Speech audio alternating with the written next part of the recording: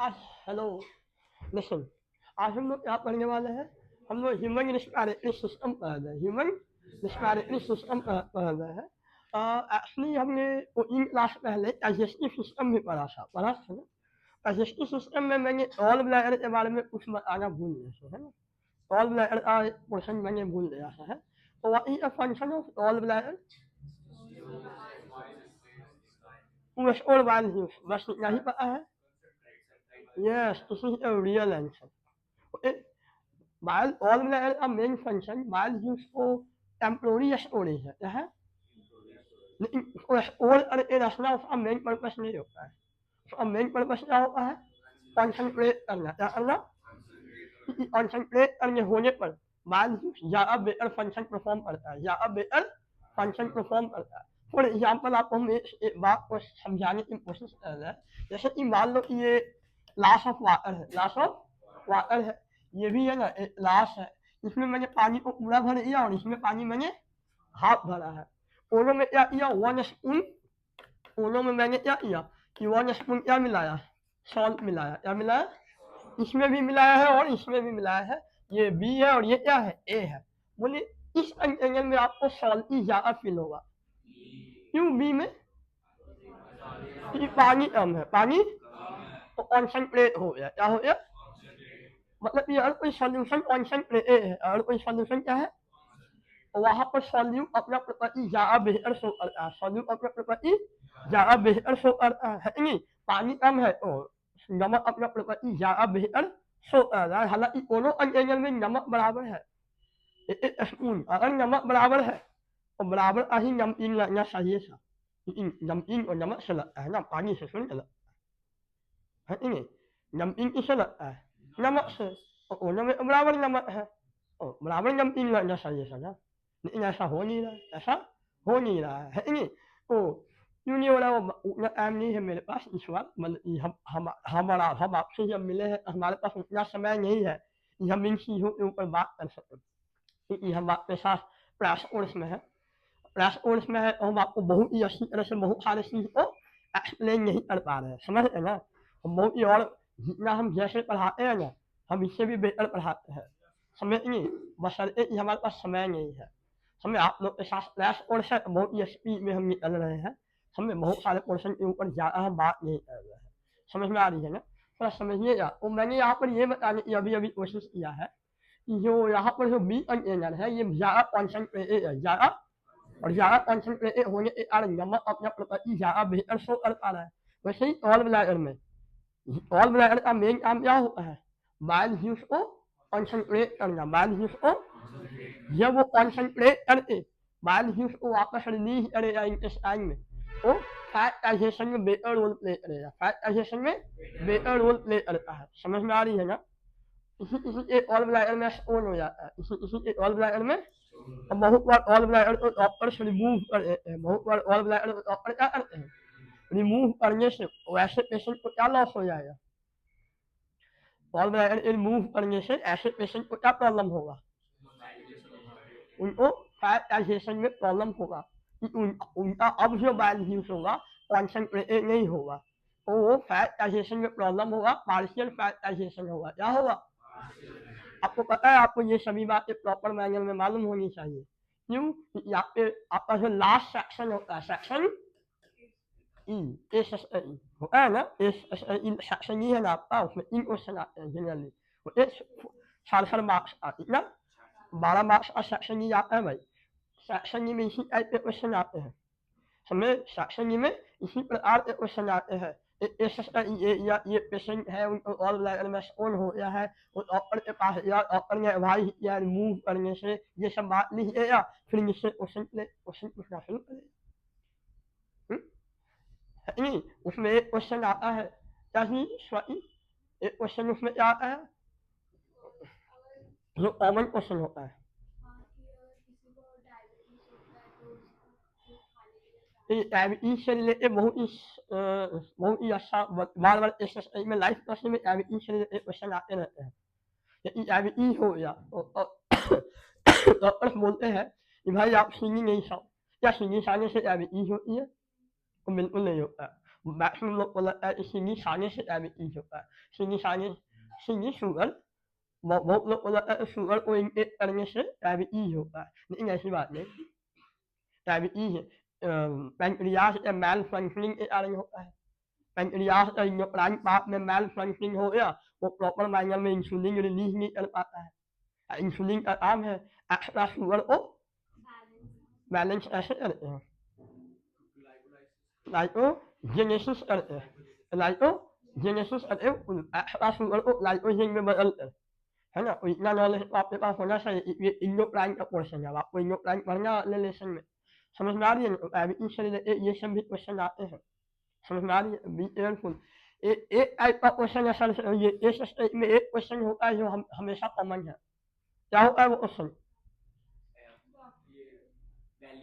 Yes हमें उसमें question आता है एस में एक नंबर आया एक नंबर का वो क्वेश्चन हमेशा रहेगा your value is shown by him जैसे कि उस एस है उस लड़का लोग क्रिकेट खेल रहा था है ना उसमें एक लड़का जो है मिस्टर राहुल है ना जमीन पर गिर गया जमीन पे गिरने के कारण उसके पैर इंजर हो गया उसके फ्रेंड ने उसको हॉस्पिटल ले गया ऐसा ऐसा स्टोरी मानो बनाता है फिर एक क्वेश्चन उसमें हमेशा रहेगा ये walk value is shown by his friend उसका फ्रेंड का क्या वैल्यू आपको समझ में आया वो जो वाक वैल्यू वाले जो क्वेश्चन आते हैं ना एग्जाम में ये आते ही आते हैं समझ एस में ये क्वेश्चन बनता है वाक वैल्यू का मतलब है कि उसका क्या प्रॉपर्टी नजर आ रहा है और प्रॉपर्टी ये नजर आ रहा है कि वो क्या है हेल्पफुल है क्या है हेल्पफुल है ये प्रॉपर्टी नजर आ रहा है हमको ये लिखना होगा कि वो हेल्पफुल है बहुत बार बसा लो हैंडसम है काइंड है हॉनेस्ट अरे स्टोरी के हिसाब से कैसे पता चल जाए तू हैंडसम था काइंड था और ऑनेस्ट था मतलब वो उसको हेल्प कर रहा है इसमें ईमानदारी बेहोश होने उसका पैसा नहीं चोरी किया इसीलिए उसमें नहीं बोल देना समझ में आ रही है ना तो स्टोरी के हिसाब से क्या स्टोरी के हिसाब से आपको लिखना होता है और फिर आप लोग क्वेश्चन बैंक बना रहे हो तो ये सब चीज को नोटिस कर रहे हो कि नहीं ये अगर आप इस में ये वाला क्वेश्चन कॉमन है आप इसको नोटिस नहीं कर रहे हो आप लोग नोटिस ही नहीं कर रहे हो आप लोग रेगुलर है ना पता है जो पटना ऑनलाइन के स्टूडेंट यहाँ पर बैठे हुए हैं इन लोग को 9 क्लास से सिमिलर टाइप ऑफ क्वेश्चन दे रहे नहीं पिछले 2 साल से ये बोर्ड लेवल टाइप का ही क्वेश्चन बनवाते उसी पैटर्न पर हम क्वेश्चन पूछते हैं एग्जाम में अब इन लोग को हैवी हो जाती है हाँ इस टाइप का एग्जाम में क्वेश्चन आता है और इन लोग को हैवी है समझे इस टाइप के क्वेश्चन आते हैं हाँ नहीं हम यहाँ अभी क्वेश्चन नहीं बनाए हम अगले सेशन से यहाँ स्टार्ट होंगे इस सेशन में फिलहाल हम जो हम ले रहे हैं क्लास समझ ना अगले सेशन होगा तब हम प्रॉपर मैनर में हम अपने हिसाब से क्लासेस को लेना शुरू करेंगे और अपने हिसाब से बच्चे को प्रिपेयर करेंगे समझ वही और फंक्शन आपको समझ में आया ना और क्या फंक्शन था मान को कंसंट्रेट करना फॉर बेटर ऑर्गेनाइजेशन ऑफ आइए आज का टॉपिक शुरू करते हैं और आज का टॉपिक में हम लोग को पढ़ना है ह्यूमन रिस्पिरेटरी सिस्टम क्या पढ़ना है ह्यूमन रिस्पिरेटरी सिस्टम में हम लोग सबसे पहले क्या पढ़ने वाले हैं human respiratory pathway human respiratory pathway human respiratory pathway में आपको मैंने बहुत सारा चीज पहले ही बताया है बहुत सारा चीज पहले ही हम बता चुके हैं जैसे कि हाँ, ये जो पोर्शन है इसको हम क्या बोलते हैं वाला एक्सटर्नल नॉस्ट्रिल कहते हैं क्या बोलते हैं एक्सटर्नल नॉस्ट्रिल ये पोर्शन को हम क्या बोलते हैं वाला यस इसको हम लोग बोलते हैं नेजल पैसेज क्या बोलते हैं नेजल पैसेज कहते हैं इसको हम क्या बोलते हैं नेजल कैविटी कहते हैं इसको हम क्या बोलते हैं नेजल कैविटी बोलते हैं सही ये पोर्शन क्या है आपका इंटरनल नॉस्ट्रिल है ये क्या है फायरिंग्स क्या है फायरिंग्स है ये क्या है वाला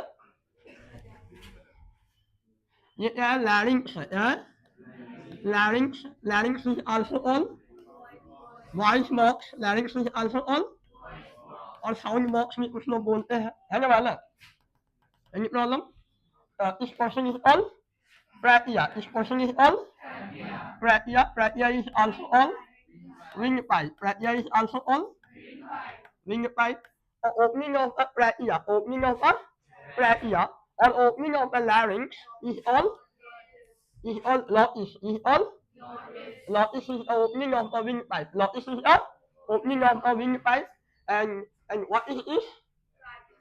No, it is glottis. It is glottis. Hang on, look. And this one is windpipe. This one is windpipe. Sorry. This one is on foot pipe. This one is on foot pipe. That is esophagus. That is esophagus. Okay. Opening of the esophagus is on the lip, or sometimes say a lip. Okay. And this one is, yes, 7 cervical bones. Vertebral bone. Vertebral. आपके नेक में bone है. आपके नेक में क्या है? Bone है. Vertebral bone है. कितने हैं ये? 7 है. कितने हैं? 7 सर्वाइकल बोन. 7.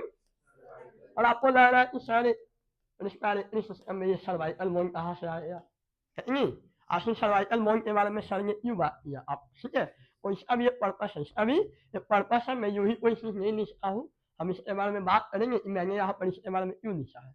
और पीछे में 7 सर्वाइकल बोन्स है. 7 सर्वाइकल बोन्स है. आइए क्लास को शुरुआत करते हैं. इसलिए ह्यूमन रिस्पायरेटरी पाथवे की बात कर रहे हैं. इसकी बात कर रहे हैं. ह्यूमन रिस्पायरेटरी पाथवे की बात कर रहे हैं. और हम ह्यूमन रिस्पायरेटरी पाथवे की अगर आप हमसे बात करें तो सबसे पहले आपको क्या नजर आ रहा है? External nostril. क्या नजर आ रहा है? क्या हुआ इसको?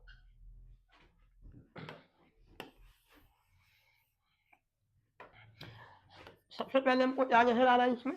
एयर का फ्लो बताइए. एयर का पैसेज कैसे हो रहा है? और एयर पैसेज की बात करते हैं तो एयर पैसेज सबसे पहले कहाँ से जा रहा है?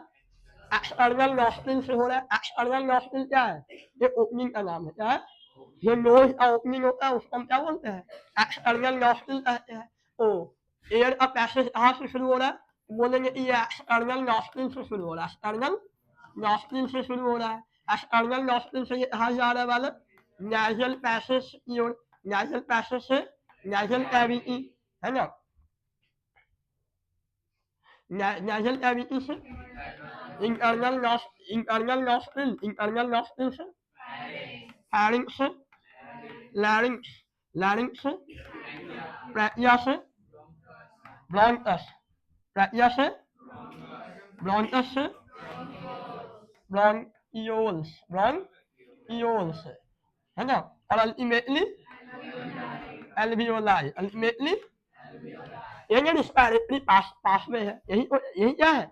रिस्पायरेटरी पाथवे है. ये क्या है? रिस्पायरेटरी पाथवे है. एयर का पैसेज कैसे होता है? External nostril, nasal passage, nasal cavity, internal nostril, pharynx, larynx, trachea, bronchus, bronchioles and alveoli. Bronchioles and alveoli. सुनिएगा ध्यानपूर्वक.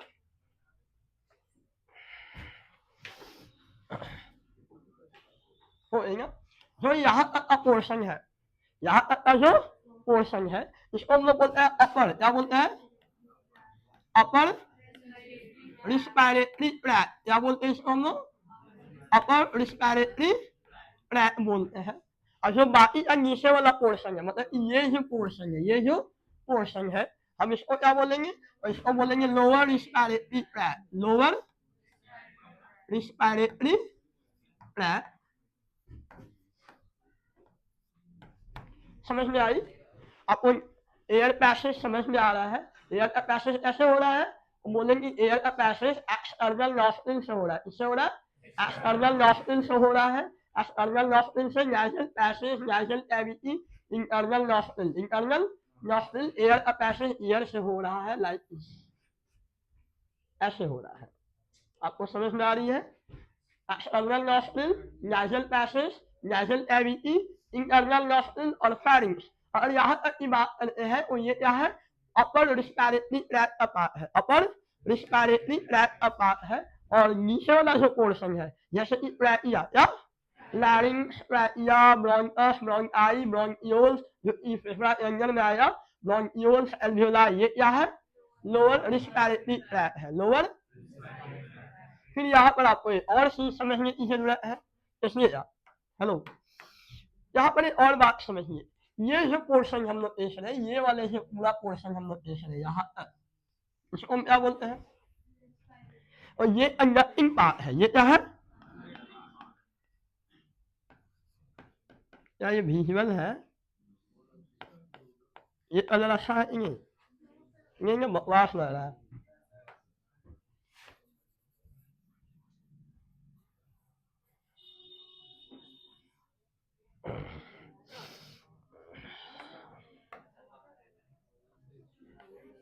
हेलो, ये जो पार्ट है इसको हम क्या बोलने वाले? और ये क्या है? कंडक्टिंग पार्ट है। ऐसा पार्ट है कंडक्टिंग पार्ट है, समझ में आ रही है? और ये जो पार्ट है एल्वियोलाई, क्या ये जो पार्ट है एल्वियोलाई, ये ऐसा पार्ट है बोलेंगे ये है एक्सचेंज पार्ट। ये ऐसा पार्ट है एक्सचेंज पार्ट है। यहाँ पर गैसियस एक्सचेंज होता है। यहाँ पर क्या होता है? गैसियस एक्सचेंज होता है। क्या आपको कोई प्रॉब्लम हुई? मैंने क्या बोला? अभी मैंने रिस्पिरेटरी पैसेज की बारे में बात किया। रिस्पिरेटरी पैसेज के बारे में मैंने आपको बात किया। मैंने बोला इसमें भाई ये यहाँ से लेकर यहाँ तक का पोर्शन क्या है? अपर रिस्पिरेटरी ट्रैक है। अपर, ये अपर रिस्पिरेटरी ट्रैक है और नीचे का क्या हो गया? लोअर रिस्पिरेटरी ट्रैक है। फिर मैंने बोला सुनो, ब्रोंकियोल्स कहाँ तक?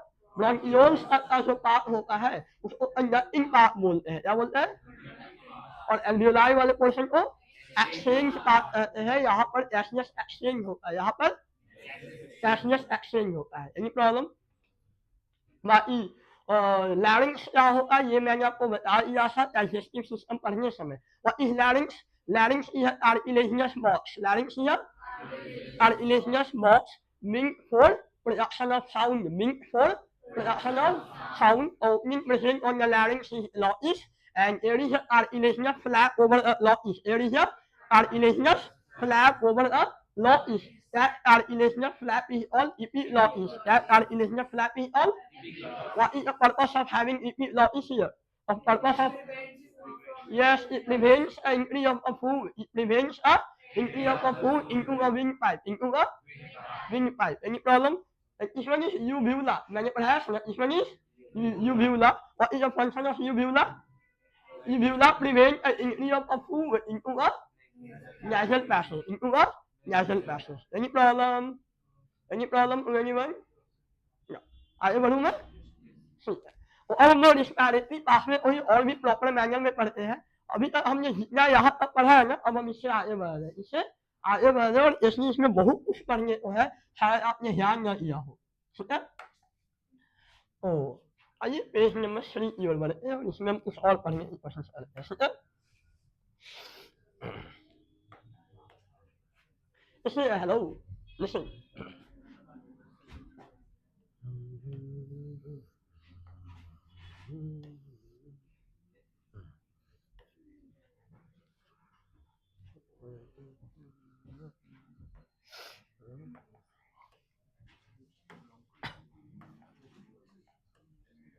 ये मैंने क्या बनाया? ये ट्रैकिया है. ये क्या है? ट्रैकिया है. इसको आप क्या बोलते हो? विंड पाइप बोलते हो. क्या बोलते हो? ये क्या है वाला? ये क्या है? ब्रोंकस है. ये क्या है? ब्रोंकस है. समझे? ब्रोंकस कैसे बनता है वाला? ब्रोंकस कैसे बनता है? और ब्रोंकस ट्रैकिया के सब डिवीजन से बनता है. ब्रोंकस ट्रैकिया के सब डिवीजन से बनता है. ये पहला सब डिवीजन है. तो हम इसको बोल रहे हैं ये क्या है? प्राइमरी ब्रोंकस है. क्या है? और ये राइट साइड वाला प्राइमरी ब्रोंकस है. कौन सा? वो बोलेंगे ये राइट प्राइमरी ब्रोंकस है. और ये क्या है? लेफ्ट प्राइमरी ब्रोंकस है. लेफ्ट प्राइमरी ब्रोंकस है. ये क्या है? Left primary bronchus. और ये क्या है? राइट प्राइमरी ब्रोंकस है. Any problem? आपको नहीं लगता कि मैंने डायग्राम बनाने में थोड़ा सा गड़बड़ी कर दिया? इसमें आपको ऐसा नहीं लग रहा है कि ये जो एंगल है, ये जो एंगल है और ये जो एंगल है उनमें डिफरेंस है? ये एंगल थोड़ा ज़्यादा ले लिया है, ये एंगल थोड़ा कम ले लिया है. और एक्चुअली में ऐसा ही होता है. एक्चुअली में ऐसा ही होता है. समझ में आ रही है? ये वाला जो ब्रोंकस है ये कौन से फेफड़ा में जा रहा है? ये वाली ब्रोंकस कौन से फेफड़ा में जा रहा है वाला? ये राइट वाले में जा रहा है ना? उसमें जा रहा है. राइट वाले फेफड़ा में जा रहा है ना? ठीक है.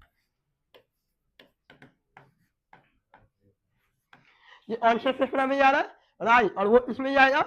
लेफ्ट वाले में जाएगा. इसलिए एलिवेशन जो राइट ब्रोंकस का जो एलिवेशन है वो ज़्यादा है. वो क्या है? ज़्यादा होता है. और यही कारण है कि राइट वाले फेफड़ा में इन्फेक्शन ज़्यादा होते हैं लेफ्ट की तुलना में, राइट वाले फेफड़े में इन्फेक्शन क्या होता है, ज़्यादा होता है लेफ्ट की तुलना में। हालांकि हम लोग लंबे समय से सांस ले रहे हैं, है ना, और हम लोग टाउन में रह रहे पटना टाउन है, तो ऐसे एरिया में रहते हैं यहाँ धूल मिट्टी प्रदूषण बहुत है, इन्फेक्शन आराम से हो सकता है। तो इतने लंबे समय में हम लोग को आराम से अभी तक बहुत ज़्यादा इन्फेक्शन हो जाना चाहिए था, पर अभी तक ऐसा हुआ नहीं है। क्यों नहीं है? क्योंकि हमारे रिस्पायरेटरी पाथवे में प्रोटेक्टिव मेजर्स है। क्या है वो प्रोटेक्टिव मेजर्स? तो हमारे पास हेयर है, हमारे नेजल पैसेज में हमारे पास क्या है, हेयर होते हैं हमारे नेजल पैसेज में। उससे भी ज़्यादा इम्पोर्टेंट म्यूकस, उससे भी ज़्यादा इम्पोर्टेंट म्यूकस प्रेजेंट होता है। अब म्यूकस सिर्फ नेजल पैसेज में ही नहीं बल्कि नेजल कैविटी या ब्रोंकस इनमें भी क्या होता है, नेजल सॉरी म्यूकस होता है, इनमें भी क्या होता है, म्यूकस प्रेजेंट होता है। म्यूकस क्या करता है, म्यूकस का क्या फंक्शन है, या फिर रिस्पायरेटरी पाथवे में म्यूकस या हेयर का क्या फंक्शन होता है, ये डस्ट पार्टिकल और पैथोजेंस क्या होते हैं, having microbes, having also pathogens like bacteria, virus, समझे, डस्ट पार्टिकल है, धूल मिट्टी, ये सभी के सभी हमारे म्यूकस में चिपक जाते हैं, और अब म्यूकस आउटवर्ड फ्लो होते रहता है, हम उसको रिमूव आउट कर देते हैं, हम उसको क्या करते हैं, रिमूव आउट कर देते हैं। इस प्रकार से इन्फेक्शन हमारे फेफड़ा तक नहीं पहुंच पाता है। समझ में आ रही है नहीं आ रही है, अरे समझ में आ रही है, वो प्रोटेक्शन के लिए हमारे पास म्यूकस रहता है। लेकिन अगर आप बहुत ज़्यादा इन्फेक्शनियस पोर्शन, इन्फेक्शनियस प्लेस पर अवेलेबल है, पॉल्यूशन में अवेलेबल है, जहाँ बहुत ज़्यादा इन्फेक्शन है, और वहाँ पर इन्फेक्शन होने का चांस बनता है, और धूल मिट्टी अगर यहाँ पर कोई डस्ट पार्टिकल आता भी है तो आपको नहीं लगता है कि ईयर फ्लो करना रिलेटिवली ईजी होगा, क्योंकि अगर ये ईयर ही हो रहा है तो आराम से यहाँ पर चिपक जाएगा, आराम से यहाँ पर क्या होगा, चिपक जाएगा। लेकिन इस केस में कहीं ना कहीं उस डस्ट पार्टिकल का जाने का प्रोबेबिलिटी क्या रहेगा, हाई रहेगा। इसीलिए राइट ब्रोंकस में इन्फेक्शन ज़्यादा होता है, ज़्यादा एलिवेशन होने के कारण, लेफ्ट वाले में कम होता है, लेस एलिवेशन होने के कारण। मेरी बात समझ में आई? लेकिन मैं ये यहाँ पढ़ाने के लिए नहीं आया हूँ, मैं यहाँ पर आज कुछ और भी पढ़ाने वाला हूँ, थोड़ा सा समझिएगा कि हम क्या कह रहे हैं। मेरा फेवरेट कलर है यहाँ पर, हमें आइए ऐसे ब्लू, लिसन, हेलो। और यहाँ पर आपको एक और चीज करना रहता है कि हमारे पास यहाँ पर कुछ टाइप का स्ट्रक्चर होता है ना, सी शेप कार्टिलेजिनस रिंग, क्या होता है यहाँ पर, सी शेप कार्टिलेजिनस रिंग। ये जो रिंग होता है ये ब्रोंकस में भी नजर आता है और ट्रैकिया दोनों में नजर आता है। ये जो सी शेप कार्टिलेजिनस रिंग है ये क्या होता है, दोनों में नजर आता है, दोनों में नजर आता है। ये है क्या, तो मैंने क्या बोला, ये क्या है, सी शेप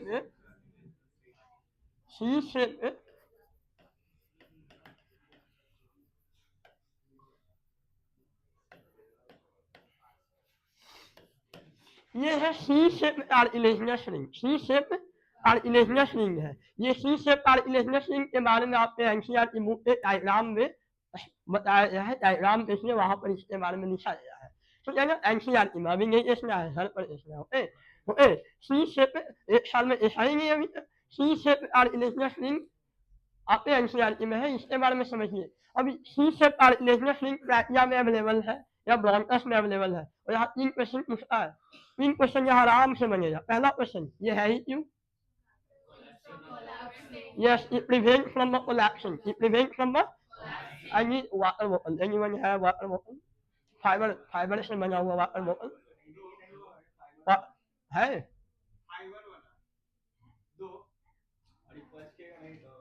और ये नहीं है आपके पास नॉर्मल वाटर बॉटल, कोई नहीं लाए वाटर बॉटल, एक्चुअली उसकी ज़रूरत आज पड़ने वाली है, इसलिए वो बाहर में अवेलेबल है तो लाइए, थोड़ा इम्पोर्टेंट है। कम से कम 2 वाटर बॉटल की ज़रूरत थी। हाँ listen, hello, plastic water bottle भी नहीं आप लोग के पास? अच्छा 1 मिनट, साइलेंट प्लीज, साइलेंट। ये हमारे विंड पाइप की तरह, हमारे क्या है, विंग पाइप की तरह है, इसलिए जब हम लोग सांस लेते हैं हमारा विंग पाइप, हमारा जो विंग पाइप है ऐसे करके रहता है, समझ में आ रहा है। और हम बहुत जोर से सांस लेते हैं तो ये पूरी तरह से चिपक सकता है, पूरी तरह से क्या हो सकता है, चिपक सकता है, मतलब कोलैप्स कर सकता है, क्या कर सकता है, क्योंकि अंदर में म्यूकस है, अंदर में म्यूकस है, तो ये पूरी तरह से कोलैप्स कर सकता है और इस प्रकार से एयर फ्लो को रोक सकता है, एयर फ्लो को, और अगर ये एयर फ्लो को रुक गया फिर आपकी मृत्यु हो सकती है, सिंपल सी बात है, समझ में आ रही नहीं आ रही, तो ये पूरी तरह से कोलैप्स ना करे, पूरी तरह से कोलैप्स ना करे, इसीलिए हमारे पास क्या है, एक कार्टिलेजिनस रिंग है, क्या है, सेकंड क्वेश्चन, ये कार्टिलेजिनस रिंग है ही क्यों, ये को समझ में आया, to prevent the collapsing of a wind pipe. Question ये है कि ये कार्टिलेजिनस रिंग कार्टिलेजिनस ही क्यों है, बोनी क्यों नहीं है, तो बोलेंगे कि जो बोन होता है वो बहुत ज्यादा फ्लैक्सिबिलिटी नहीं शो करता है, समझे, लेकिन कार्टिलेज जो कि हमारा कान भी कार्टिलेज से बना हुआ और ये बहुत ही फ्लैक्सिबल है, बहुत ही क्या है, फ्लैक्सिबल है कि नहीं, तो इसको जरूरी है कि ये कोलैप्स भी ना करे और इसमें फ्लैक्सिबिलिटी बना रहे, ताकि विंग पाइप क्या कर सके, ताकि विंग में हवा का फ्लो आराम से हो सके, आराम से अपने आप को प्रेस कर सके और हवा को अंदर बाहर कर सके, समझ में आ रही नहीं आ रही है। तो कार्टिलेजिनस रिंग होने का पर्पस क्या है, कार्टिलेजिनस रिंग जो है, कार्टिलेज जो होता है फ्लैक्सिबिलिटी प्रोवाइड करता है, यानी प्रॉब्लम, इसलिए नेचर ने बोनी इसको नहीं बनाया। दूसरा सवाल, ये सी शेप क्यों है, क्यों नहीं ये कंप्लीट रिंग हुआ, पूरी तरह से ये रिंग क्यों नहीं बन गया, ये सी शेप ही क्यों है, हाफ ही क्यों है, समझे, वो आइए समझते ये हाफ ही क्यों है, ये हाफ कुछ इस टाइप से सी शेप स्ट्रक्चर है, सी शेप का ये स्ट्रक्चर है और ये कुछ इस टाइप से ऐसे है, इस टाइप से ऐसे, समझ रहे। अब आप थोड़ा ध्यान से देखिएगा, ये अगर आपको अगर आप डायग्राम की बात करते हैं,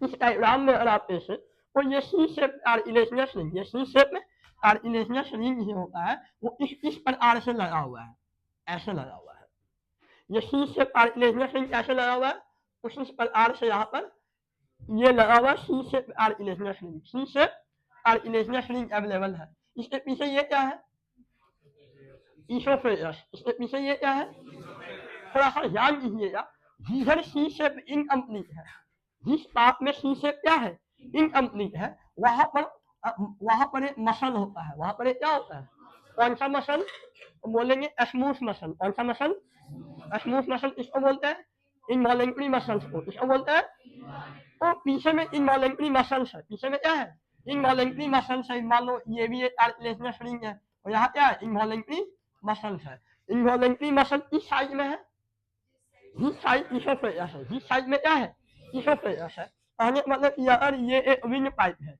और ये क्या है, विंग पाइप है, समझे, और ये विंग पाइप है और ये क्या है वाला, फूड पाइप है, इसोफेगस है, ये क्या है, इसोफेगस है और ये विंग पाइप है, और पर्सन आगे की ओर इस प्रकार से फेस कर रहा है और उसका नोज इधर है, तो विंग पाइप आगे होता है, इसोफेगस क्या होता है, पीछे होता है, और अगर आप किसी भोजन को, अगर आप किसी भोजन को निगलते हैं, अगर आप किसी भोजन को क्या करते हैं, निगलते, मान लीजिए आपने बहुत बड़ा भोजन को क्या किया, निकला, है ना, बोलस क्या ये, मैंने बताया था ना, अगर आप बोलस को निकलते हो, फूड पाइप से बोलस को पास करवा रहे हो, फूड पाइप से बोलस को क्या कर रहे हो, और बोलस का साइज बड़ा है, बोलस का साइज क्या है, बड़ा है, तो इसोफेगस फैलेगा, ये जो इसोफेगस है ये क्या होगा, फैलेगा, ये पीछे की ओर नहीं फैल पाएगा, क्यों, कि पीछे है 7 सर्वाइकल बोन्स, इसीलिए मैंने आप बोन की बात किया था, इसीलिए मैंने सर्वाइकल बोन की बात मैंने किया था, ये वाली पीछे बोन है, पीछे क्या है,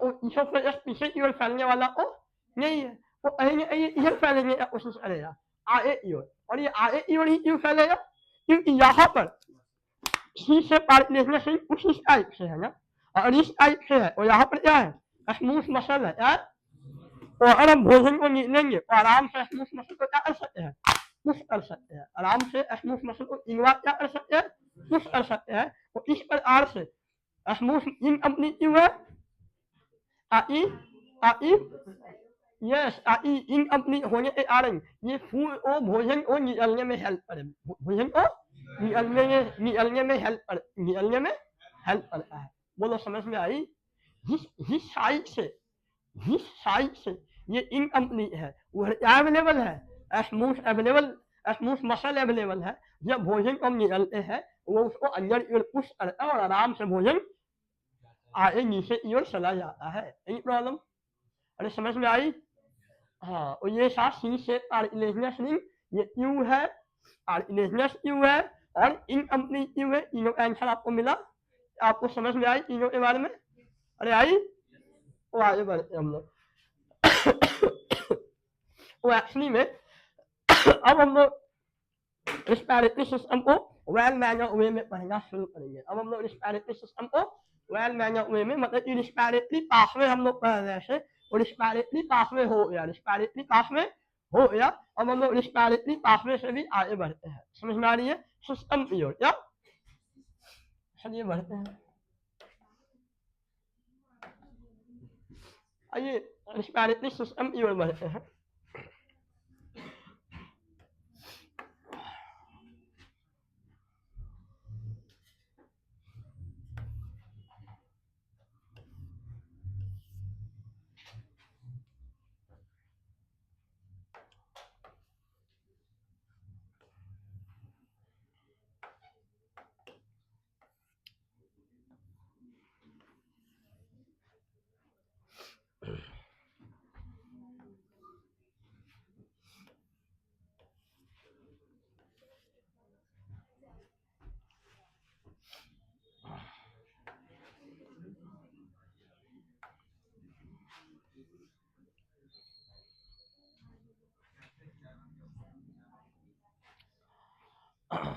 आगे बढ़ते हम लोग थोड़ा, इसलिए हम अभी थोड़ा डायग्राम बनाने में हमको 2 मिनट समय लगेगा, थोड़ा हम होल्ड करिए।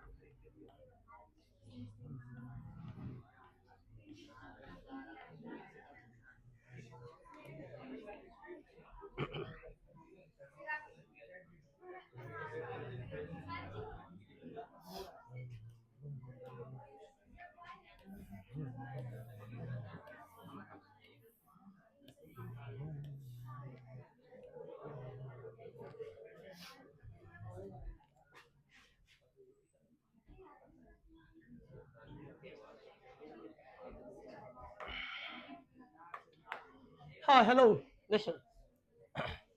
हम लोग ह्यूमन रेस्पिरेटरी सिस्टम का बात कर रहे हैं। ह्यूमन रेस्पिरेटरी सिस्टम की बात करते हैं। जिसमें कि हम लोग इसको पढ़ेंगे सबसे पहले। ह्यूमन रेस्पिरेटरी सिस्टम में hello miss, human respiratory system में रेस्पिरेटरी पाथवे का बात हमने कर लिया। रेस्पिरेटरी पाथवे की बात हमने कर लिया है। रेस्पिरेटरी ट्रैक्स के बारे में हमने बात कर लिया है। अब हम लोग किसके बारे में बात करेंगे? फेफड़ा के बारे में बात करेंगे। फेफड़ा को बायोलॉजी में क्या बोलता है? पल्मोना कहते हैं। पल्मोना टर्म को इस्तेमाल किया जाता है फेफड़ा को रिप्रेजेंट करने के लिए। फेफड़ा को रिप्रेजेंट करने के लिए पल्मोना शब्द को क्या किया जाता है? इस्तेमाल किया जाता है। थोड़ा सा समझिएगा, ये पल्मोना है। ये क्या है? पल्मोना है। आपको मालूम होना चाहिए ये जो है ये कौन सा पार्ट है? ये राइट वाला फेफड़ा है। ये कौन सा फेफड़ा है? राइट है। और ये कौन सा पोर्शन है?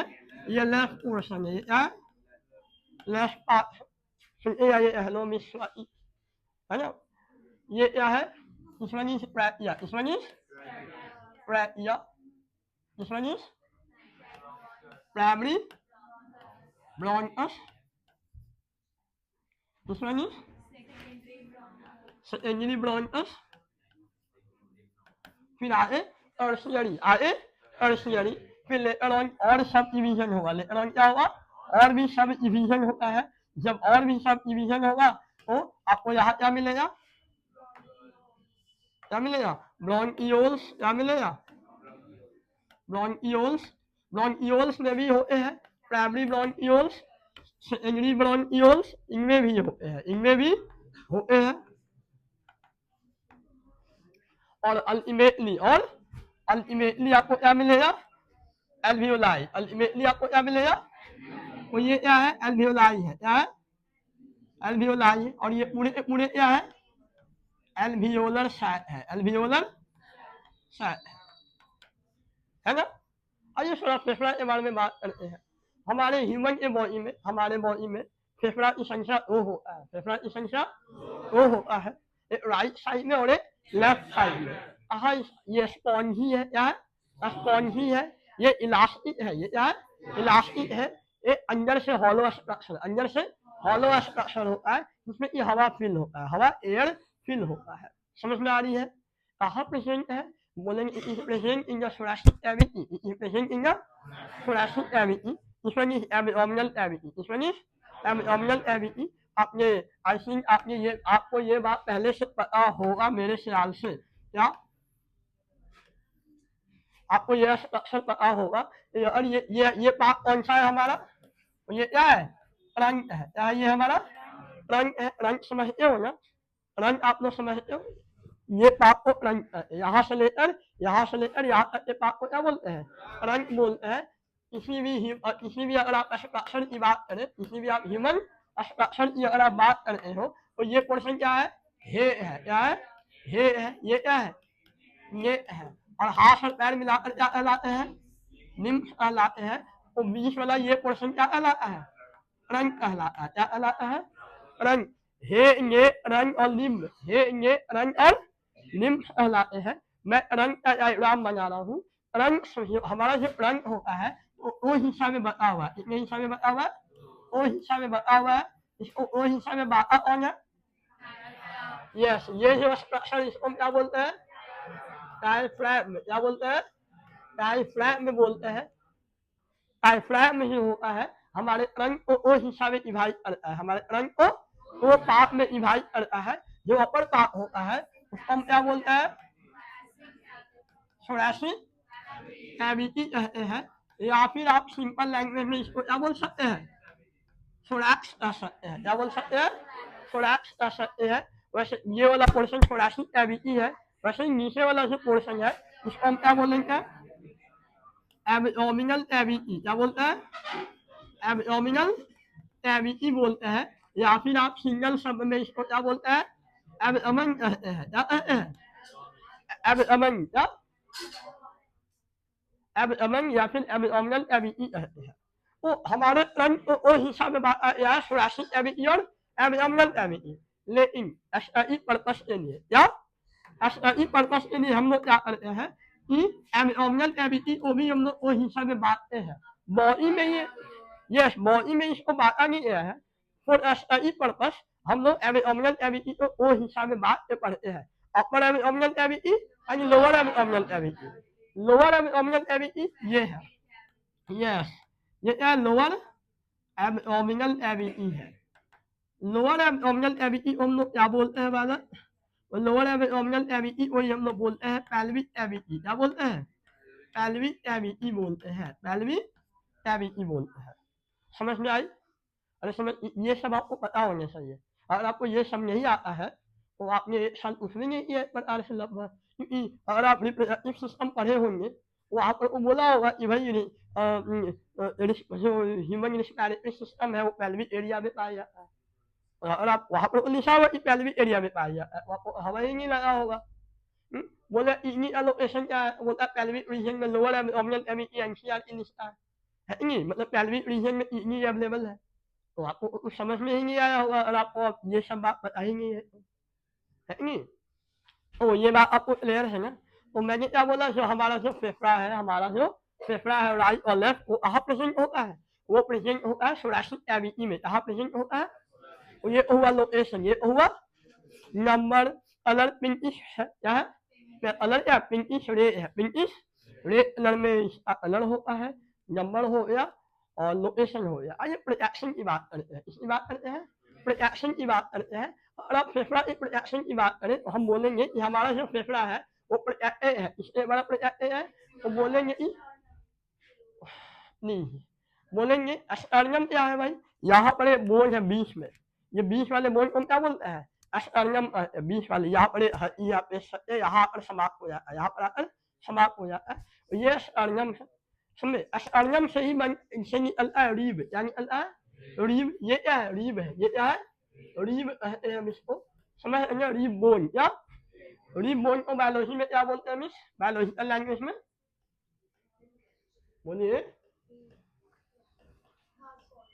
टॉस्का क्या बोलते हैं टॉस्का क्या बोलते हैं टॉस्का और स्टर्नम और रीब हमारे पास कितने रीब्स होते हैं 24 कितने होते हैं 12 ईयर है और 12 ईयर है total 24 रीब sternum along with ribs क्या बनाता है रीब एज बनाता है क्या बनाता है क्या बनाता है रीब एज हमारे हेलो रीब एज को हम लोग एक और नाम से भी जानते हैं इसको हम लोग और क्या बोलते हैं थोरेसिक एज कहते हैं थोरेसिक एज कहते हैं हमारे फेफड़ा का एक्सटर्नल प्रोटेक्शन हमारे फेफड़ा का एक्सटर्नल प्रोटेक्शन रीब एज या फिर थोरेसिक एज से होता है हमारे फेफड़ा का एक्सटर्नल प्रोटेक्शन किसके द्वारा होता है रीब एज या फिर थोरेसिक एज के द्वारा एक्सटर्नली प्रोटेक्टेड है लेकिन हमारा फेफड़ा का इंटरनल प्रोटेक्शन किससे होता है our lungs are externally protected by a rib cage, whereas it is internally protected by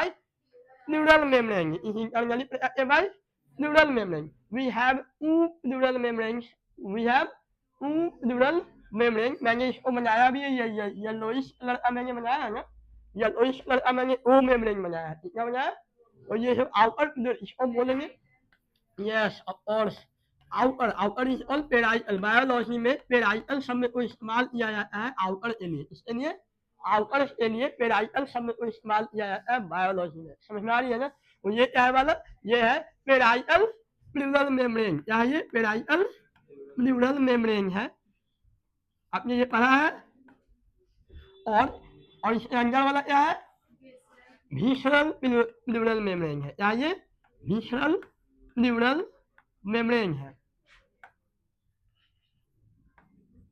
और विसरल मतलब क्या होता है वाला inner visceral means inner parietal means outer visceral means inner और inner pleural membrane and outer pleural membrane वो pleural membrane होता है हमारे फेफड़ा को इंटरनली प्रोटेक्ट करने के लिए हमारे फेफड़ा को इंटरनली प्रोटेक्ट करने के लिए एनी प्रॉब्लम दोनों मेम्ब्रेन के बीच में आपको रेड कलर का मैंने यहाँ पर डायग्राम में बनाया होगा कुछ लिक्विड है यहाँ पर क्या है ये जो लिक्विड है इस एंगल में जो भरा हुआ है इसको हम क्या बोल रहे हैं प्लूरल फ्लूइड प्लूरल फ्लूइड कहते हैं समझिएगा pleural membrane along with pleural fluid pleural membrane along with pleural fluid ये क्या करता है ये इंटरनल प्रोटेक्शन करता है, ऐसे इंटरनली प्रोटेक्ट करता है, ये बिहेव करता है, ऐसे बिहेव करता है, शॉक एब्जॉर्बर की तरह ऐसे बिहेव करता है, शॉक एब्जॉर्बर की तरह, शॉक एब्जॉर्बर की तरह ये क्या करता है, बिहेव करता है। जैसे कि अगर हम अपने आप को बीट करते हैं, अगर हम अपने आप को भी बीट किए, पंजे में तो फेफड़ा है, उसका टिश्यू डैमेज होना चाहिए, उसका टिश्यू क्या होना चाहिए था। अगर आप अपने आर्म को थोड़ा सा भी ऐसे ट्विस्ट करते हैं, तो कहीं ना कहीं टिश्यू डैमेज होता है, कहीं ना कहीं टिश्यू थोड़ा सा ट्विस्ट में ही डैमेज होता है। और अगर हम फेफड़ा को मारते हैं, या फिर हमारा फेफड़ा क्या कर रहा है, फूल रहा है, पिसक रहा है, फूल रहा है, पिसक रहा है, वैसे कंडीशन में रेगुलर मैनर में क्या कर रहा है, वो रेगुलर मैनर में क्या कर रहा है, वो थोरेसिक कैविटी से बार बार क्या हो रहा है, टकरा रहा है, थोरेसिक कैविटी से वो बार बार क्या हो रहा है, टकरा रहा है। और वो बार बार टकरा रहा है, तो वैसे कंडीशन में उसको डैमेज हो जाना चाहिए था इतने लंबे समय में, इतने लंबे समय में, लेकिन ऐसा होता नहीं है, क्योंकि टकराने से जो शॉक लगता है, टकराने से जो शॉक लगता है, उसको क्या कर लिया जाता है, एब्जॉर्ब कर लिया जाता है इसके अंदर जो लिक्विड है उसके द्वारा। जैसे कि आप बलून में पानी भर कर, बलून में अपने फेस के पास रख लीजिए यहाँ पर, और आप एक स्लैप मारिए बलून को, तो क्या आपको कोई कुछ होने वाला है, कुछ नहीं होगा। उस बलून में जो पानी उस शॉक को क्या कर लेता है। या फिर आप पिल्लो क्या, पिल्लो को अपने फेस पर रखिए, अपने बॉडी पर पिल्लो को रखिए, और उसके बाद पिल्लो को मारिए, तो क्या आपको कुछ होगा, आपको कुछ ज्यादा असर नहीं पड़ता है। क्योंकि पिल्लो में जो कुशन भरा हुआ है, पिल्लो में जो रुई है, टॉकन है, वो क्या कर लेता है, उसको शॉक को एब्जॉर्ब कर लेता है। मेरी बात को समझ में आ रही है। वैसे ही यहाँ पर जो प्लूरल फ्लूइड होता है, प्लूरल फ्लूइड होता है अलॉन्ग विथ प्लूरल मेम्ब्रेन, ये हमारे फेफड़ा को इंटरनल प्रोटेक्शन प्रोवाइड करता है। एनी प्रॉब्लम समझ में आई? यस, फेफड़ा के पूरे कवरिंग में होता है, यस पूरे कवरिंग में होता है। समझ ऐसा नहीं कि बस बाहर की ओर पूरी तरह से प्रेजेंट होता है। समझ में आ रही है? कोई प्रॉब्लम है? तो हमारा जो फेफड़ा है इसको एक्सटर्नल प्रोटेक्शन कौन प्रोवाइड करेगा, रिब एज, और इंटरनल प्रोटेक्शन कौन प्रोवाइड करेगा, तो बोलेंगे कि two pleural membranes along with pleural fluid, two pleural membrane along with pleural fluid. Any problem? Anyone? Yes, हम बोलिए। यस, ये लुब्रिकेंट की तरह बिहेव करता है, कैसे बिहेव करता है, लुब्रिकेंट, यू नो लुब्रिकेंट। जैसे कि हमारे बाइसाइकिल में या मोटरसाइकिल में जब टायर मूव करता है, टायर एक लोहा का बेरिंग होता है, लोहा का बेरिंग होता है, उसी बेरिंग पर ये मूव करता है।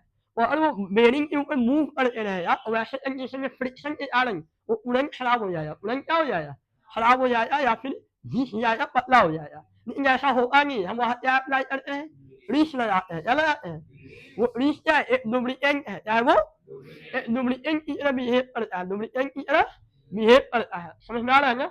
लुब्रिकेंट एक चिपचिपा माहौल बनाता है, चिपचिपा माहौल बनाता है, जो कि फ्रिक्शन को कम करता है, फ्रिक्शन को कम करता है। तो जब हमारा फेफड़ा फुल और पिसकता है, फुल और पिसकता है, तो ये जो लुब्रिकेंट है, ये जो लुब्रिकेंट है, आउटर और इनर प्लूरल मेम्ब्रेन के बीच में कोई फ्रिक्शन बनने नहीं देता है, या फिर फेफड़ा और मेम्ब्रेन के बीच में कोई फ्रिक्शन बनने नहीं देता है। समझ में आ रही है नहीं आ रही है? तो यहाँ पर जो लिक्विड प्रेजेंट होते हैं, ये लुब्रिकेंट की तरह बिहेव करते हैं, और शॉक एब्जॉर्बर की तरह भी बिहेव करते हैं, और इस प्रकार से हमारे फेफड़ा को इंटरनली प्रोटेक्ट करते हैं। Any problem? Any problem? मैं आगे बढ़ूँ? ये ओवर प्रोटेक्शन, ये ओवर प्रोटेक्शन, हमने लोकेशन और प्रोटेक्शन के बारे में बात किया। लोकेशन के बारे में बोला मैंने, ये थोरेसिक कैविटी में प्रेजेंट है, just above the diaphragm, just above the diaphragm. यहाँ पर हमारा क्या प्रेजेंट है, ये जो मैंने हरा लड़का बनाया है, ये क्या बनाया मैंने, डायफ्राम बनाया है। क्या बनाया मैंने, डायफ्राम मैंने यहाँ पर बनाया है। कोई प्रॉब्लम है? ये मैंने हरा लड़का क्या बनाया, डायफ्राम बनाया। हमारा जो फेफड़ा होता है डायफ्राम के जस्ट ऊपर होता है, डायफ्राम के जस्ट ऊपर होता है। हम अभी डायफ्राम के बारे में ही यहाँ बात करने वाले थे। डायफ्राम क्या है, डायफ्राम कैसा शेप का होता है, डायफ्राम क्या है, ओम शेप स्ट्रक्चर है, ओम शेप स्ट्रक्चर है। ये मस्कुलर स्ट्रक्चर, मस्कुलर स्ट्रक्चर होता है। ये स्ट्रक्चर बहुत इंपॉर्टेंट है, पता है डायफ्राम में क्या है पता है आपको? यस, ये शीफ मसल है, क्या है इसका, ऑफ ब्रीथिंग, ऑफ ब्रीथिंग। ये ब्रीथिंग करने के लिए सबसे इंपॉर्टेंट मसल यही होता है। विदाउट डायफ्राम में ब्रीदिंग नहीं पॉसिबल है, विदाउट डायफ्राम में ब्रीदिंग पॉसिबल नहीं है, क्योंकि डायफ्राम में होने के कारण ही प्रेशर में डिफरेंस क्रिएट किया जाता है, प्रेशर और वॉल्यूम में। आपको पता है मैकेनिज्म ऑफ ब्रीदिंग, हवा हमने सांस लिया, हवा अंदर ही क्यों आया, हवा अंदर आ कैसे गया, ये है मैकेनिज्म ऑफ ब्रीदिंग। आपको पता है, आपको पढ़ना है क्लास 10 में, आपको क्लास 10 में पढ़ना है, और ये एग्जाम में आराम से 2 या 3 मार्क्स का सवाल बनता है कि what is the mechanism of breathing. तो आपको बताना पड़ेगा कि हवा अंदर कैसे आता है और हवा बाहर कैसे जाता है, क्या होता है अंदर में कि हवा अंदर आ जाता है और बाहर जाता है। और वहां पर हम आपको पढ़ाएंगे कुछ अगले क्लास में, हो सकता है कि प्रेशर और वॉल्यूम में कैसे डिफरेंस क्रिएट किया जाता है और हवा अंदर और बाहर चला जाता है। समझ में आ रही है? नेक्स्ट क्लास में मैं आपको बताऊंगा, ठीक है। तो प्रेशर क्रिएट करने के लिए या फिर ब्रीदिंग करने के लिए सबसे इम्पोर्टेंट मसल कौन है? डायफ्राम में होता है, इसीलिए हम इसको क्या बोल रहे हैं? Any problem? डायफ्राम में होना ये मैमल का कैरेक्टरिस्टिक फीचर होता है। ये मैमल का क्या होता है? आने का मतलब कि अगर आप में डायफ्राम में है मतलब कि आप मैमल है, आप क्या है? मैमल है। मतलब पर एक मैमल में ये डायफ्राम में होता है, पर एक मैमल में डायफ्राम में क्या होता है? ये मैमल का कैरेक्टरिस्टिक फीचर होता है। Any problem? Any problem? समझ में आई? तो आगे बढ़ते हम लोग, ठीक है ना। क्वेश्चन को और आगे लेते हम लोग चलते हैं।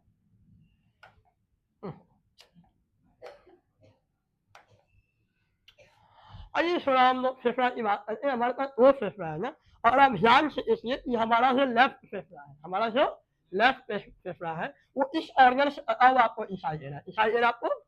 आप अगर आप ध्यान से देखिए, ये क्या हो गया यहाँ पर, यहाँ ये ये क्या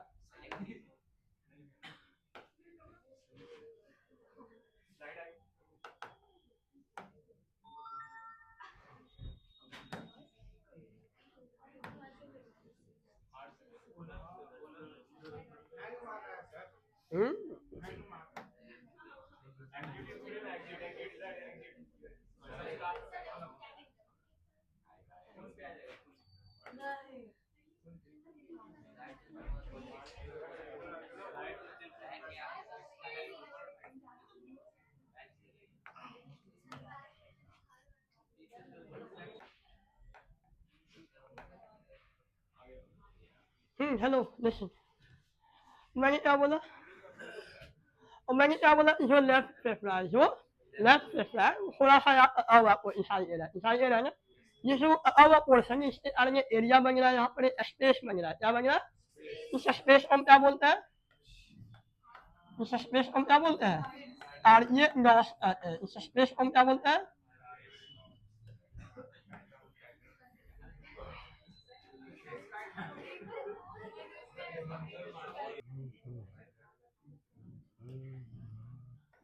इस स्पेस को हम क्या बोलते हैं? और ये नॉस कहते हैं। क्या बोलते हैं? और ये नॉस कहते हैं। इस स्पेस को हम क्या बोलते हैं? और ये नॉस कहते हैं। ये वो स्पेस होता है जहाँ पर हमारा हार्ट प्रेजेंट होता है, जहाँ पर हमारा क्या होता है? हार्ट प्रेजेंट होता है। हम दोनों अपने अगला जो हमारा सेक्टर होता है वो सर्कुलेटरी सिस्टम है। क्या है? और सर्कुलेटरी सिस्टम में हम लोग हार्ट के बारे में पढ़ेंगे, हार्ट के बारे में पढ़ेंगे। ये हमारा हार्ट का लोकेशन होता है। मैंने यहाँ पर आउटलाइन बनाया, आपको दिखाई दे रहा है ये आउटलाइन। ये आउटलाइन ये इमेजिनरी लाइन है जिसको हम क्या कहते हैं? अरे एलईए में हम मेरियन लाइन कहते हैं। क्या कहते हैं?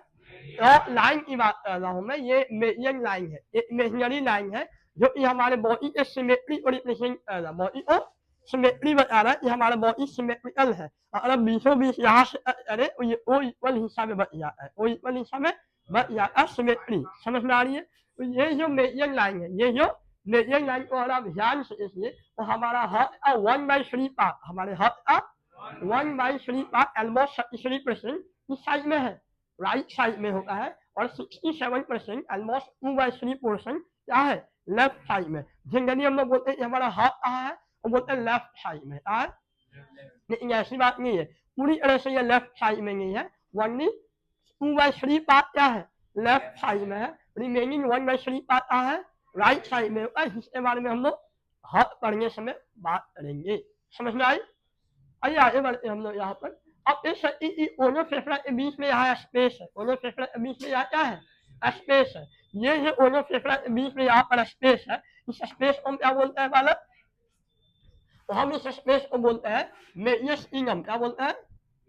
मेडियस इनम कहते हैं। क्या बोलते हैं? इस स्पेस को हम क्या बोलते हैं? मेडियस इनम कहते हैं। क्या बोलते हैं? मेडियस इनम। मेडियस इनम क्या है? गैप बिटवीन टू लंग्स, दोनों फेफड़ा के बीच में जो गैप है, दोनों फेफड़ा के बीच में जो गैप होता है, उस गैप को हम क्या बोलते हैं? मेडियस इनम कहते हैं। Any problem? ये गैप है ही क्यों? मेडियस इनम क्यों है? क्यों दोनों के बीच में गैप बनाया गया है? हमें पता है विंड पाइप पे जस्ट पीछे से क्या पास करता है? इसोफेगस पास करता है। क्या करता है? तो ये जो स्पेस है, इसी स्पेस से होते हुए ऊपर से इसोफेगस नीचे पास करता है। ब्लड वेसल्स, लिम्फ वेसल्स, ये जो नलिया है, इसोफेगस, ब्लड वेसल, जब सब पे सब इसी स्पेस से नीचे पास, सब पे सब क्या होता है? इसी स्पेस से नीचे क्या होता है? पास करता है। समझ में आई? जितने भी है ये सब इसके थ्रू पास करता है, मेडियस के थ्रू पास करता है। Any problem? अरे समझ में आई?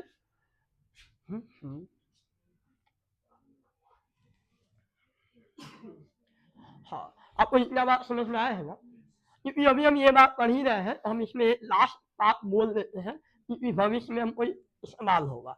लास्ट बात हमको ये आपको बताना चाहते हैं कि ये जो रिब एज है, ये जो रिब है, तो ये औसता कह रहे हैं। क्या कह रहे हैं? औसता कह रहे हैं। इनके बीच में कुछ मसल्स होते हैं। इनके बीच में क्या होते हैं? इनके बीच में क्या प्रेजेंट होते हैं? मसल्स प्रेजेंट होते हैं। और इस मसल को हम ICM कह रहे हैं। क्या कह रहे हैं? अब बोले यार ये सब कहाँ पढ़ना है? हाँ, नहीं पढ़ना है ना, लेकिन हम आप बस नाम जानो ना, यह है। इनको बोलेंगे इंटरकोस्टल मसल। क्या कहेंगे? इनको क्या बोलेंगे? Intercostal muscle. तो इंटर मतलब क्या होता है वाला? Inter means between. बायोलॉजी में INTER, इंटर मीन्स। और आप 9th क्लास से पढ़ते आ रहे हो inter cellular space, intra cellular, inter cellular, intra मतलब विइन, इंटर मतलब बिटवीन, इंटर कोस्टल मतलब दो कोस्टा के बीच का muscle, inter coastal muscle, inter inter coastal muscle. ये अगर बात करते हैं, इसमें मान लेते ये रीव है हमारा, कोस्टा है। क्या है? कोस्टा। ये भी रीव है। इसको होल्ड करिए ऊपर हाथ करके, समझेंगे? ये रीव है और ये भी रीव है। ये भी क्या है? रीव है। तो इसलिए AICM रीव इस साइज होता है। समझ? ये आउटर आईसीएम है, आउटर इंटरकोस्टल मसल है, और AICM इस साइड। क्या आपने अभी मीट खाया है? मीट, अगर आप नॉन वेजिटेरियन हो और अगर आप मीट खाए हो, और अगर आप ये वाला पोर्शन को खाए हो, सीना वाला पोर्शन को खाए हो, वो आपने ICM को खाया होगा। आपने आईसीएम खाने में सॉफ्ट और टेस्टी होता है ना वाला। आईसीएम खाने में सॉफ्ट और टेस्टी होता है नहीं? तो यहाँ भी ये ICM होता है और ICM पीछे भी होता है। अब सुनिएगा, सुनिए, हेलो, सुनिए, आज सुनो। ICM हम क्यों पढ़ा रहे हैं आप समझिए। एक्चुअली हम आपको पढ़ाने वाले हैं मैकेनिज्म ऑफ ब्रीथिंग। क्या पढ़ाने वाले? ये स्ट्रक्चर मैंने पढ़ा दिया, स्ट्रक्चर मैंने पढ़ा दिया। अब हम लोग ब्रीथिंग का मैकेनिज्म पढ़ रहे हैं कि लड़का कैसे ब्रीथिंग होता है, हवा अंदर कैसे जाता है, हवा अंदर कैसे जाता है या फिर बाहर कैसे निकलता है, हम इसके बारे में बात करने वाले हैं। सुनिए ध्यानपूर्वक। ओके, हेलो, ये क्या है? ये हरा वाला मैंने क्या बनाया? डायफ्राम है। ये हरा वाला क्या है? डायफ्राम है। इसलिए सुनिए, डायफ्राम कहते हैं, जी को साइलेंट मान के चलते हैं। ओके, सुनिए, हेलो मिस, क्या होता है? ऐसे इनहेलेशन होता है, ऐसे हवा इनहेलेशन या फिर एक्सहेलेशन होता है, उस पर थोड़ा बात करते हैं हम लोग। ठीक है? इसलिए इनहेलेशन कैसे होता है? केमिस्ट्री अगर आप पढ़े होंगे 9th क्लास में या फिर 11th क्लास आप लोग पढ़िएगा, वहाँ पर आप एक रूल को पढ़िएगा। क्या पढ़िएगा? आप पढ़िएगा pressure is inversely proportional to volume. Pressure क्या होता है? वॉल्यूम पे इनवर्स रिलेशन में, इनवर्स रिलेशन में। ये जो बोतल है इसमें कितना लीटर पानी आ जाता है? वैसे इसमें 700 ml है, लेकिन चलिए मान के चलते ये 1 लीटर इसमें आता है। 1 लीटर इसमें आता है, आता है ना 1 लीटर। 1 लीटर इस बोतल का वॉल्यूम है। 1 लीटर इस बोतल का क्या है? 1 लीटर इस बोतल का क्या है? वॉल्यूम है, लेकिन अगर मैं ऐसे कर दिया, प्रेशर मैंने बढ़ाया है ना, प्रेशर मैंने बढ़ाया है, क्या अभी भी इसमें 1 लीटर आएगा? क्या अभी भी 1 लीटर आएगा क्या? कितना 1 लीटर से कम या ज्यादा? 1 लीटर से कम होगा, 1 लीटर से कम होगा ना। आप देख सकते हो जब मैंने प्रेशर को बढ़ाया, जब मैंने प्रेशर को बढ़ाया तो वॉल्यूम क्या हो गया? कम हो गया। समझ में आ रही नहीं आ रही है? जब मैंने प्रेशर को बढ़ाया बोतल का वॉल्यूम क्या हो गया? कम हो गया। इसलिए पता चलता है प्रेशर और वॉल्यूम में ऐसा रिलेशनशिप है, इनवर्स रिलेशनशिप है। ऐसा रिलेशनशिप है, इनवर्स रिलेशनशिप है। Any problem? So pressure is inversely proportional to volume। ये बात आपको समझ में आया? अब सुनिए, हेलो, इसलिए ये जो मैं शर्ट पहना हुआ हूँ, इस शर्ट में क्या कोई एलिफेंट आ जाएगा? ये ना आएगा, कोई एलिफेंट इसमें नहीं आने वाला है। सुनो, हेलो,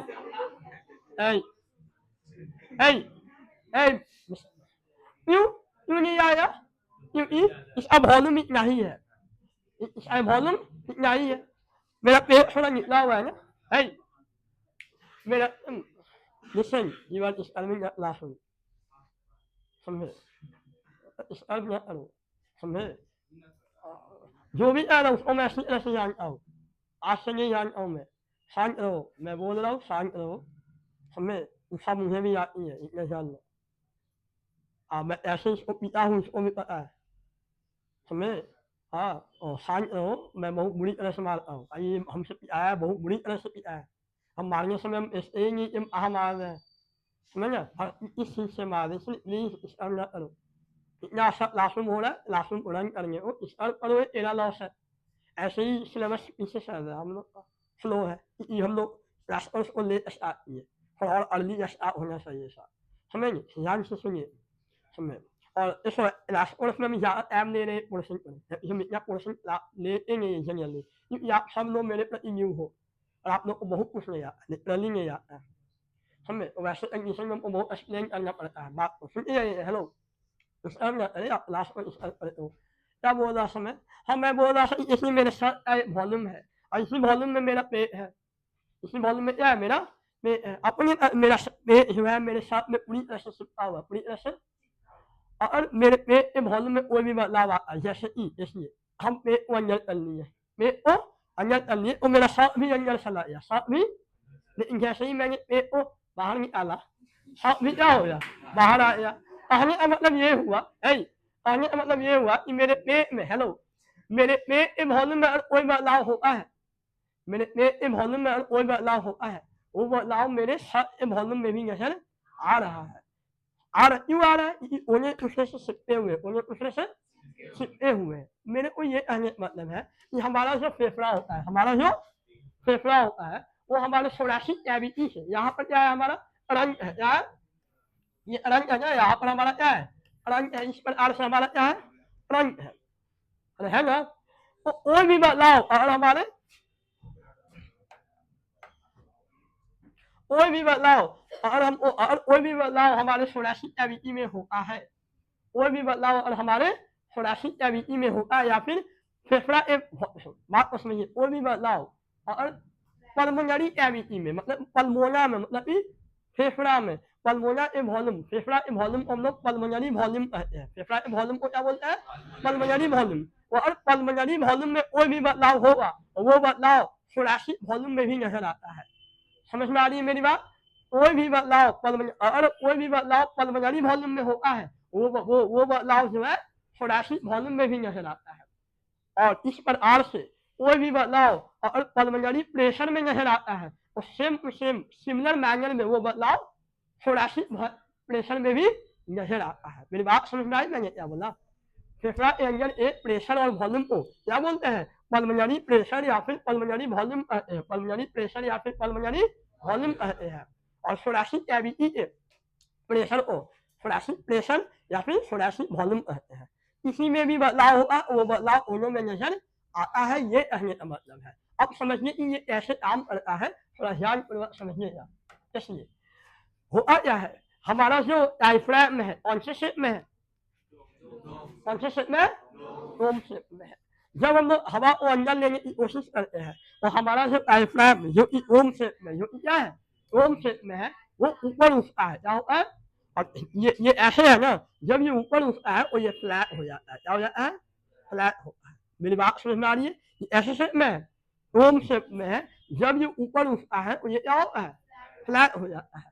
हमारा डायफ्राम में अब फ्लैट होना, हमारे डायफ्राम में अब फ्लैट होना, प्लस आईसीएम जो है, इंटरकोस्टल मसल, इंटरकोस्टल मसल, हमारा इंटरकोस्टल मसल का कॉन्ट्रैक्शन होता है, क्या होता है? हमारे आईसीएम का क्या होता है? कॉन्ट्रैक्शन होता है। आईसीएम ए कॉन्ट्रैक्शन, अगर यहाँ आईसीएम कॉन्ट्रैक्ट करेगा तो उनको नहीं लगता ये जो आईसीएम है ये रिब ऊपर लिफ्ट करेगा, ये शरीर को क्या करेगा? ऊपर लिफ्ट करेगा। यहाँ पर जो आईसीएम, इसमें कुछ प्रॉब्लम आ जाएगा, यहाँ पर भी आईसीएम होगा, यहाँ पर भी क्या होगा? आईसीएम, और ये भी कॉन्ट्रैक्ट करेगा, ये भी क्या करेगा? कॉन्ट्रैक्ट। जब ये भी कॉन्ट्रैक्ट करेगा तो वो भी शरीर को क्या करेगा? अपलिफ्ट करेगा। तो आईसीएम ए कॉन्ट्रैक्शन, आईसीएम ए कॉन्ट्रैक्शन, और डायफ्राम ए फ्लैटनिंग ए आर्म, सुन रहे हो ना? आईसीएम ए कॉन्ट्रैक्शन ए आर्म, रिब एज, या आप सांस लो, अपनी रिब एज ऊपर आ जाता है ना? तो आईसीएम में कॉन्ट्रैक्शन के कारण रिब एज अपलिफ्ट होता है, rib cage a upliftment, rib cage a upliftment, और डायफ्राम में ए फ्लैटनिंग के कारण, डायफ्राम में ए फ्लैटनिंग के कारण पल्मोनरी वॉल्यूम में बदलाव देखने को मिलता है। पल्मोनरी वॉल्यूम में, पल्मोनरी वॉल्यूम बढ़ जाता है। पल्मोनरी वॉल्यूम क्या होता है? बढ़ जाता है। मेरी बात समझ में आई? मैंने क्या बोला?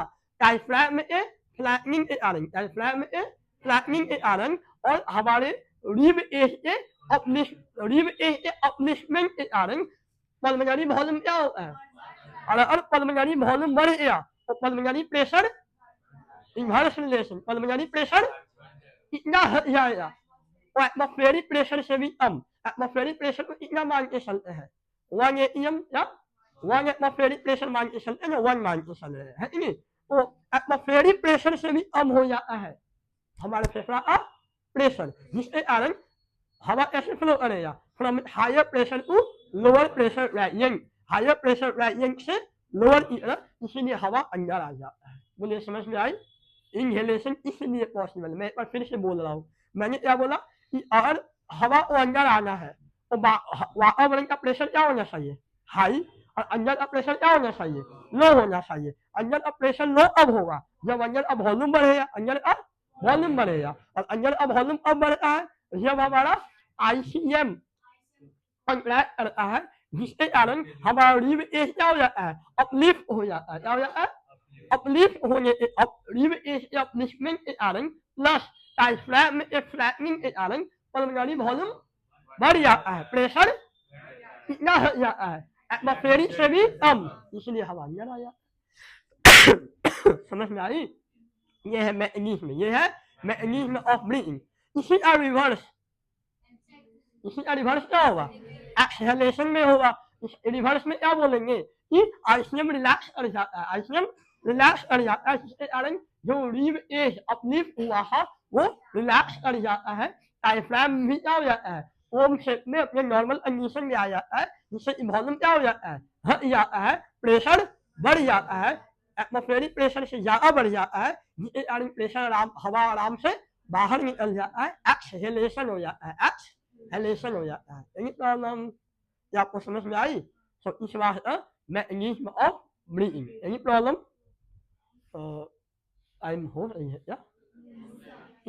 टाइम हो रही है, ज्यादा हो गया है ना? तो चलिए ये पोर्शन भी क्लोज हुआ, ये पोर्शन भी क्लोज हुआ। आपको कोई प्रॉब्लम है, कोई डाउट है? रिस्पिरेटरी पोर्शन में किसी को कोई क्वेश्चन है? उसी का respiratory treatment, 1 marks question. Haemoglobin is a respiratory treatment, yes. Breathing इसलिए नॉर्मल ब्रीथिंग इनवॉलंटरी एक्शन है, फोर्सफुल ब्रीथिंग वॉलंटरी एक्शन है। जैसे कि अभी आप हमसे कर रहे हो तो आप सोच रहे हो कि हमको सांस भी लेते रहना है, तो ऐसा नहीं कि पढ़ाई में इतना उब जाए कि सांस लेना भूल जाए, यस सर। क्या ऐसा आप सोचते हो क्या? आप ऐसा नहीं सोचते हो, क्यों? क्योंकि वो इनवॉलंटरी ब्रेन उसको अपने से कंट्रोल कर रहा है। लेकिन अगर आपको फोर्सफुल ब्रीथिंग करना है तो आप क्या करते हो? वॉलंटरी एक्शन करते हो। लेकिन अब हम क्वेश्चन पूछेंगे उनसे, ठीक है? ये बताओ इनवॉलंटरी एक्शन ब्रेन का कौन सा पार्ट कंट्रोल करता है? involuntary reaction brain on apa pada syllabus apa bolu Mevla lên voluntary reaction cerebellum breathing on breathing is a point on breathing on point asana sama lena breathing involuntary mevla lên bol lên hanya on point on respiration nhé mevla lên mevla lên một point जो ये high brain का part है high brain का part है वो हमारा क्या करता है ब्रीदिंग रेट को कंट्रोल करता है ब्रीदिंग रेट को कंट्रोल करता है समझे रिस्पायरेशन आपका ये मेवला में जाकर कंट्रोल करता है समझ में आ रही है ना तो खराब एयरफुल होते करिए ब्रेन का फंक्शन एग्जाम में आपको क्या ही पूछेगा ब्रेन से लोकेशन फंक्शन लोकेशन और फंक्शन यही तो पूछेगा समझ में आ रही है ना थोड़ा एयरफुल होइए क्लियर है बाय